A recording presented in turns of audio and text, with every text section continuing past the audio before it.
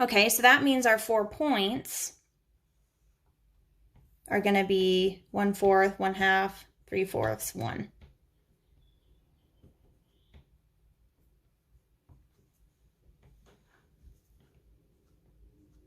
Okay, and it'll go as high as 3 and as low as -3.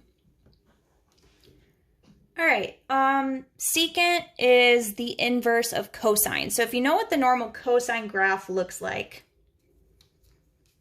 then go ahead and go for it. If you don't, then you can always,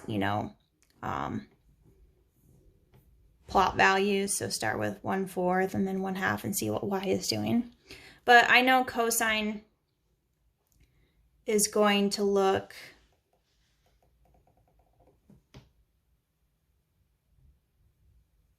like that. Continued on this side, something like that.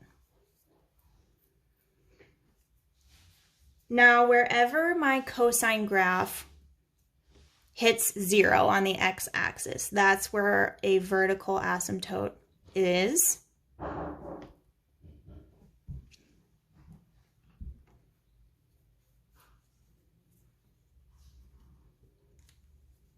I'm going to extend this graph on this side. So this is -1/4, -1/2, -3/4, -1. So on this side, it's going to go through 3/4. Oops, that went a little too high. And up like that. So that means we have a vertical asymptote here, and we have one there. Okay, so now with the secant graphs, at each peak or dip, whatever you want to call it, like wherever the graph is going to be highest and lowest is where your point for your secant or cosecant graph will be.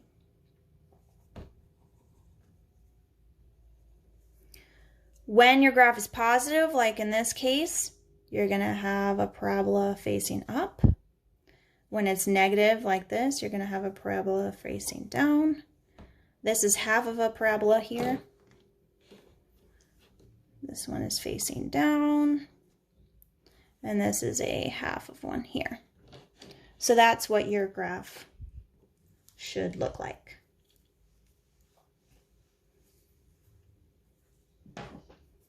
Okay, just a few more problems for review and then we'll be done. A few meaning 2.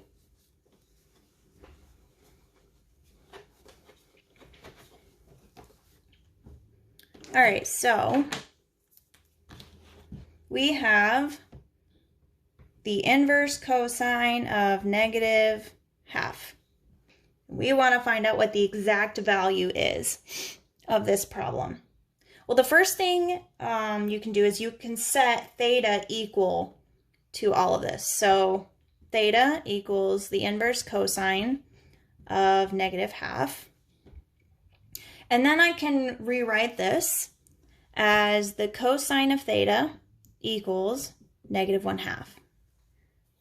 Well, where does the cosine of theta equal -1/2? Remember that cosine is adjacent over hypotenuse. So that means wherever the adjacent to the triangle, like not the triangle, the angle is -1, and then, so it's got to be negative, and then of course the hypotenuse is positive. So that means that the x values has to be negative, which would be probably here. So -1, 2. What does that mean this part has to be? Well, that means it has to be a positive √3. So that means it has to be a 60-degree angle that we're working with in quadrant 2. So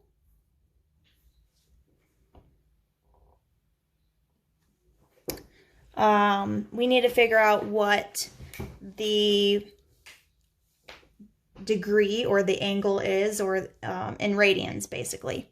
If you don't know it off the top of your head, then you can always use degrees first and then convert to radians.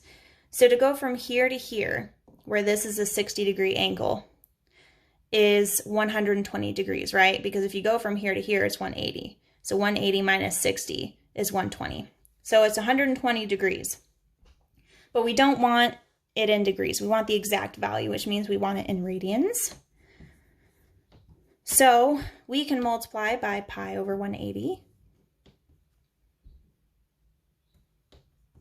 And if you reduce this, you end up getting 2 pi over 3.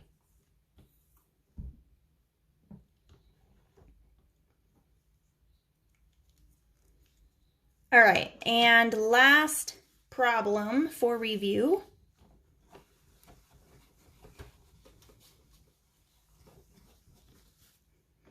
is going to be, we'll use a different color, the tangent of the inverse cosine of -4/5. And with these problems, they're really not that difficult. You just need to remember the steps. We can set everything on the inside of this bracket here. We can set all of that equal to theta. So theta equals the inverse cosine of -4/5.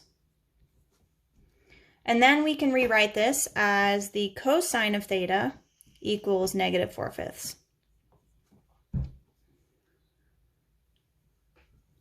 So in this case, we know cosine is adjacent over hypotenuse. In this case, we have -4/5. It doesn't sound like an angle that we know, right? So if our adjacent is negative, it means our triangle is going to look like this.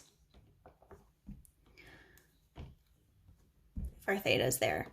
So -4 is here, 5 is here, but we don't know what this one is, so I'm going to label that as B. In order to find the tangent of this same triangle, because that's what we ultimately want, we need to find what that value is. And the way we can do that is a squared plus b squared equals c squared, or Pythagorean's theorem. We know what a is, we know what c is, so we can solve for b. A is -4 squared, and then plus b squared equals 5 squared. So this is 16 plus b squared equals 25.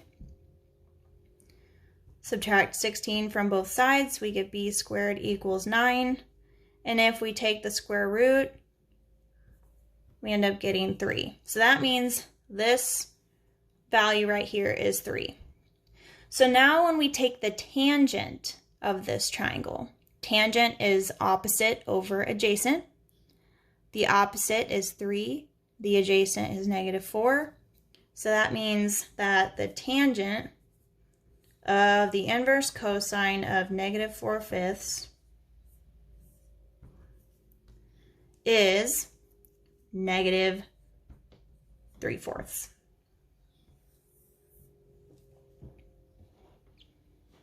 I hope this was helpful. The problems that I'm choosing for your test are pretty similar, so make sure you know how to do these problems.